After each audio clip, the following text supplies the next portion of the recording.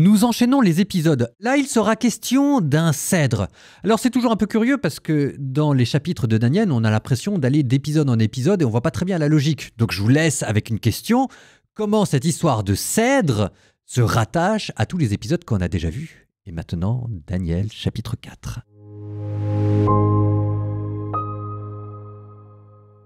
Tranquille dans ma maison et satisfait dans mon palais, j'ai eu un songe. Il m'a effrayé. Sur mon lit, je fus troublé par des pensées obsédantes et, dans mon esprit, par des visions. J'ai donné l'ordre d'introduire en ma présence tous les sages de Babylone pour qu'ils me fassent connaître l'interprétation du songe. Alors les magiciens, les mages, les devins et les astrologues entrèrent, et je leur racontai le songe, mais ils ne m'ont pas fait connaître son interprétation.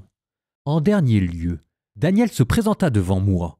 Son nom est Beltasar selon le nom de mon Dieu, et il a en lui l'esprit des dieux saints. Je lui racontai le songe. Beltasar, chef des magiciens, tu as en toi l'esprit des dieux saints, je le sais, et aucun mystère ne t'embarrasse. Voici le songe que j'ai fait. Dis-moi son interprétation. Sur mon lit, je regardais les visions de mon esprit. Voici un arbre au milieu de la terre d'une gigantesque hauteur. L'arbre grandit et il devint puissant. Sa hauteur atteignait le ciel et on le voyait de toute la terre. Son feuillage était beau, son fruit abondant. Il y avait en lui de la nourriture pour tous. Les animaux sauvages s'abritaient sous lui, les oiseaux du ciel demeuraient dans ses branches. Toute créature se nourrissait de lui. Sur mon lit, je regardais les visions de mon esprit lorsqu'un vigilant, un être saint, descendit du ciel. Il criait à pleine voix « Abattez l'arbre et coupez ses branches, arrachez son feuillage et jetez son fruit, que les bêtes quittent son abri et les oiseaux ses branches. Mais la souche avec les racines, laissez-les dans la terre, dans des chaînes de fer et de bronze, dans l'herbe des champs. L'arbre sera trempé de la rosée du ciel, il partagera avec les bêtes l'herbe de la terre. Son cœur d'homme sera changé, un cœur de bête lui sera donné. Alors des temps au nombre de 7 passeront sur lui. Voici la décision arrêtée par les vigilants, la résolution prise par les êtres saints pour que les vivants le reconnaissent. Le Très-Haut est maître du royaume des hommes. Il le donne à qui il veut, il élève le plus humble des hommes. Tel est le songe que j'ai eu, moi, le roi Nabuchodonosor. Toi, Beltasar, donne-moi son interprétation, car aucun sage de mon royaume n'a pu m'en faire connaître l'interprétation.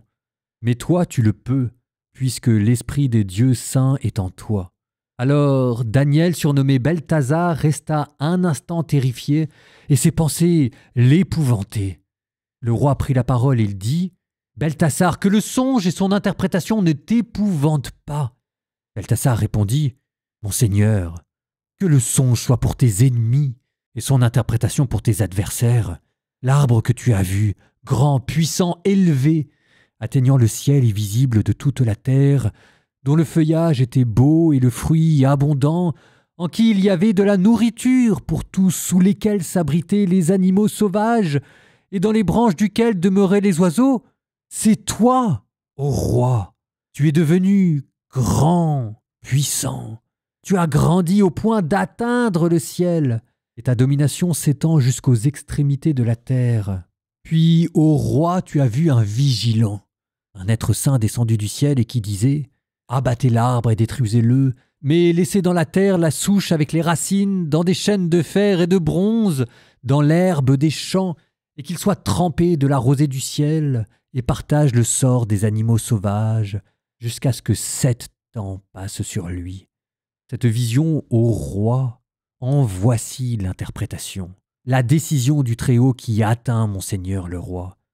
Tu seras chassé d'entre les hommes. Tu auras ta demeure avec les animaux sauvages. On te nourrira d'herbes comme les bœufs. Tu seras trempé de la rosée du ciel, et 7 ans passeront sur toi, jusqu'au moment où tu reconnaîtras que le Très-Haut est maître du royaume des hommes et le donne à qui il veut.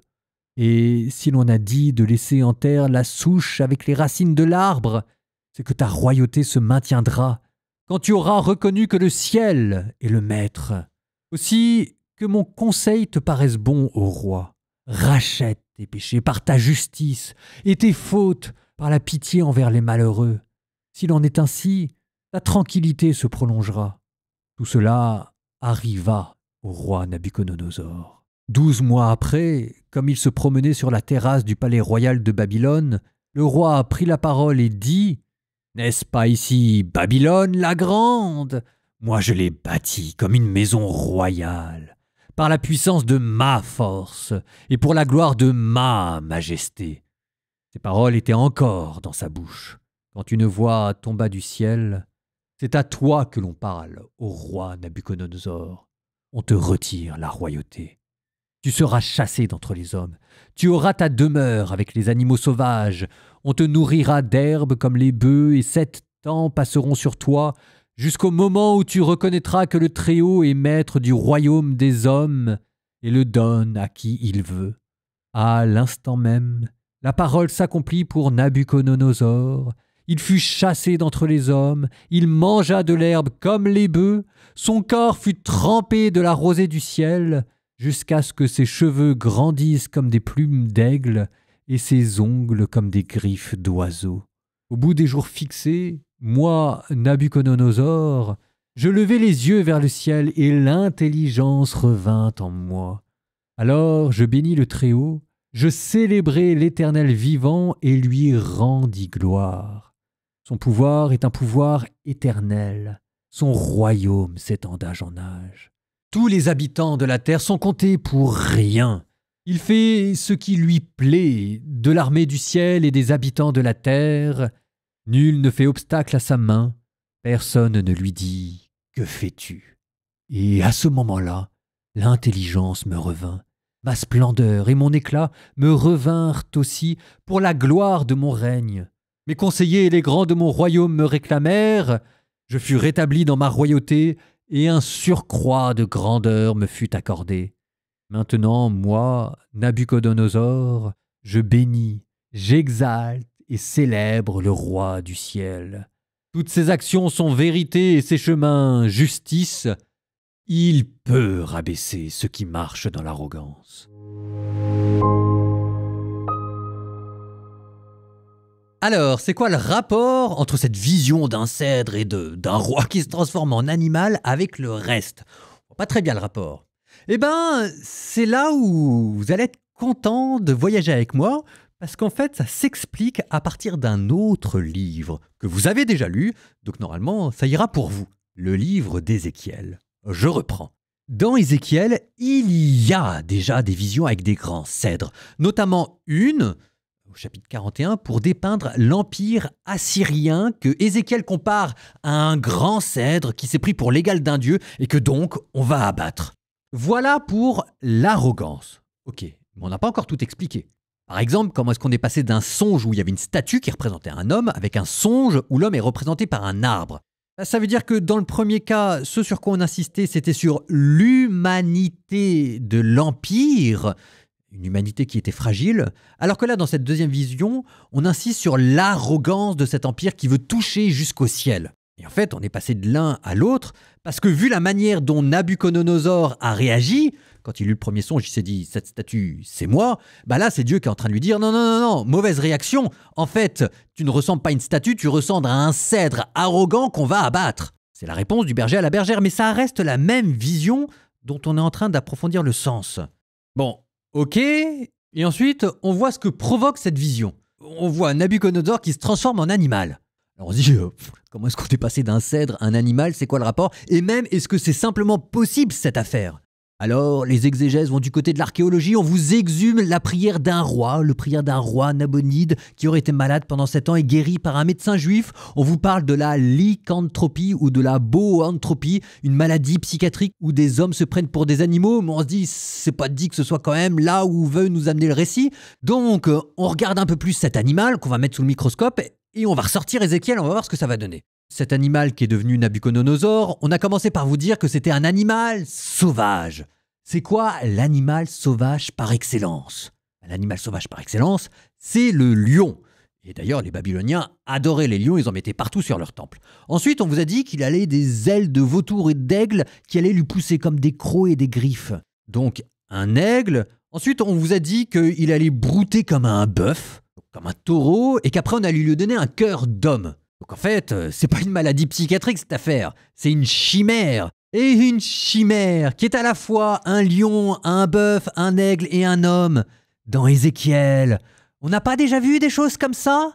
Mais si, mes petits bichons, la première grande vision, la mère de toutes les visions, le chariot divin. Vous vous souvenez, on avait vu le trône divin sur une mer de saphir porté par des chérubins à visage d'aigle, de bœuf, de lion et d'homme, nos fameux tétramorphes.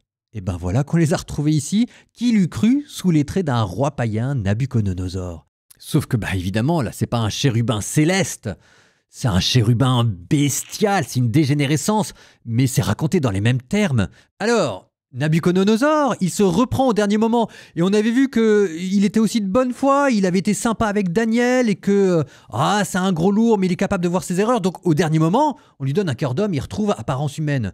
Mais un instant, il nous a semblé voir autre chose derrière lui. C'est là où je vous dis que le livre de Daniel, c'est toujours cette même vision, ce même songe qui est en train de partir dans tous les sens. Où est-ce qu'on est en train d'arriver là?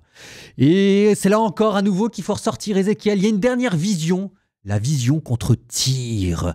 On vous disait que Tyr était comme un chérubin planté dans le jardin d'Éden. Notre jardin d'Éden, c'était ce cèdre sous les branches duquel venaient s'abriter tous les hommes et qui en fait était comme un chérubin, avec ses ailes protecteurs. Mais voilà qu'il a voulu se faire l'égal de Dieu, ça c'est toujours ce que disait Ézéchiel contre Tyr, et que donc, on l'avait jeté plus bas que terre, et que ce chérubin paradisiaque était devenu un monstre de l'abîme. Et pendant un instant, vous venez de le voir, ce monstre. Moi je vous dis que cette anecdote qu'on trouve bizarre, à la fois amusante, parce que tiens, c'est curieux, il est devenu un bœuf, tiens, un roi, Nabuchodonosor qui ressemble maintenant à un aigle, un bœuf, etc. On a bien rigolé. Non, on rigole pas du tout. Quand on regarde ça avec les yeux de la Bible, et en se disant que Daniel, qui est une sorte d'Einstein de prophète, là, d'apocalypticien génial, qui a découvert le secret, le décret divin, qui est passé par-delà le voile, en fait, ça fout carrément les pétoches, hein. C'est pas du tout des petites anecdotes, c'est un film d'horreur, Daniel. D'où Jésus.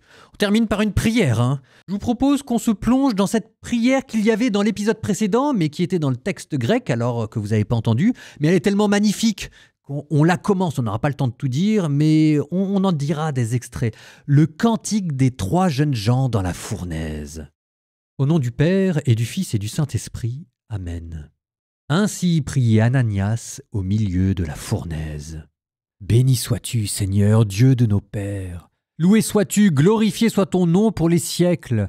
Oui, tu es juste en tout ce que tu fais. Il n'est plus en ce temps ni prince, ni chef, ni prophète, plus d'holocauste, ni sacrifice, plus d'oblation, ni d'offrande d'encens, plus de lieu où t'offrir nos prémices pour obtenir ta miséricorde, mais nos cœurs brisés, nos esprits humiliés, reçois-les, comme un holocauste de béliers, de taureaux, d'agneaux gras par milliers, que notre sacrifice en ce jour trouve grâce devant toi, car il n'est pas de honte pour qui espère en toi.